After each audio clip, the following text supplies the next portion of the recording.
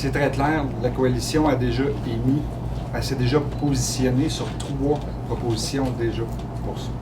On y va avec la première, qui est la production alimentaire ici. On doit favoriser nos entrepreneurs qui sont ici, on doit favoriser le développement. Je travaille présentement en tant que maire avec le Centre de développement bioalimentaire, qui ont une aile qui est rattachée beaucoup au produit porcin.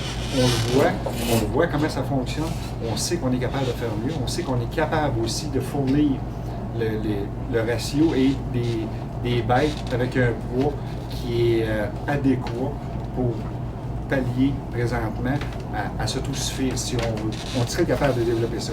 On encourage aussi la transformation alimentaire. C'est bien intéressant de produire, mais aussi il faut être capable de le distribuer en deuxième. Et là, oui, ça va vite, une minute. Hein?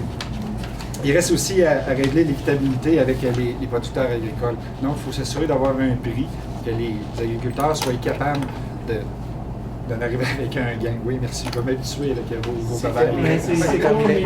Désolé. Oui, à la question. L'intégration, ça fait partie d'un monde. Les fédérations alimentaires, soit de porcins ou de bovins, sont là pour soutenir ces gens-là parce qu'ils ont aussi les moyens d'aller chercher de nouvelles procédures, de nouvelles innovations. Ils sont capables d'innover dans leur alimentation. Mais si j'en arrive aux personnes qui sont au niveau seul, les producteurs seuls, eux aussi sont capables de gérer leur business parce que le gouvernement met en place des stratégies de soutien à l'adaptation. Et comme dans Chaudière-Appalaches, sur 530 entreprises accueillies, il y a 530 dossiers d'ouverts. Il y a une analyse financière complète de 474. Donc, le gouvernement est là pour aider ces personnes qui sont seules chez eux, mais qui n'ont pas les fédérations pour les accompagner et les intégrateurs. Les deux mondes peuvent vivre ensemble. Il s'agit qu'ils se parlent, chacun dans leur domaine. Écoutez, c'est un scandale ce que les libéraux ont fait au cours des 2 dernières années avec la production porcine pour les producteurs de porc indépendants. C'est inacceptable. Sans aucune politique agricole, on a mis de l'avant des mesures de redressement qui ont finalement éteint les producteurs agricoles. Simon Marceau, je pense, de Saint-Pierre ou de Saint-François, de Montmagny, qui avait été décoré au Château-Frontenac, à terre. Il a tout perdu. Charles Proulx de Saint-Roch-et-Saulnac. Et là, dans toutes les régions du Québec. Et moi, je vais vous dire, j'étais critique, moi, je suis critique encore en matière d'agriculture. J'ai fait face à la financière agricole, qui était pilotée par le ministre, bien sûr, et le gouvernement du Québec, et avec une volonté de mettre à terre, au fond, nos petits producteurs familiales. Moi, je veux dire, oui, c'est possible d'exister, mais dès que le Parti québécois va être au pouvoir, on va se doter d'une politique agricole et on va mettre fin à ces 2 régimes de financement. Alors, c'est cute, je suis à peu près à 85-90% végétarienne. Mais de temps en temps, je me permets un écart de conduite.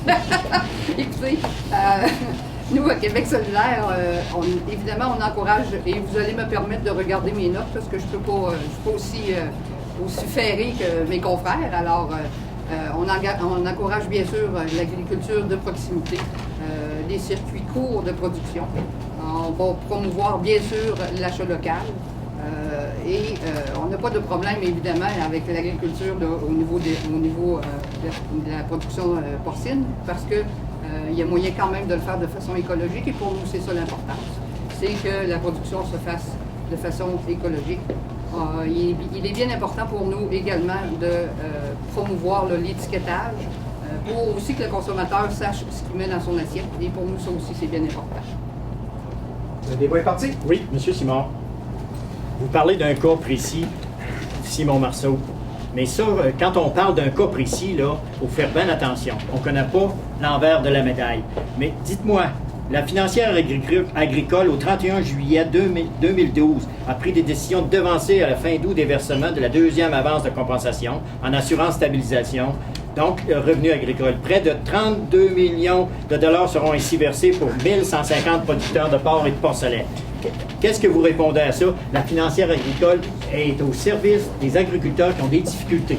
M. Morin, je vous réponds là, que c'est un gâchis monumental, un véritable gâchis, des drames familiaux. Moi, j'ai rencontré l'Association des producteurs de porc indépendants. Il y a un mois, je suis allé voir Jean Garon chez lui. Hein?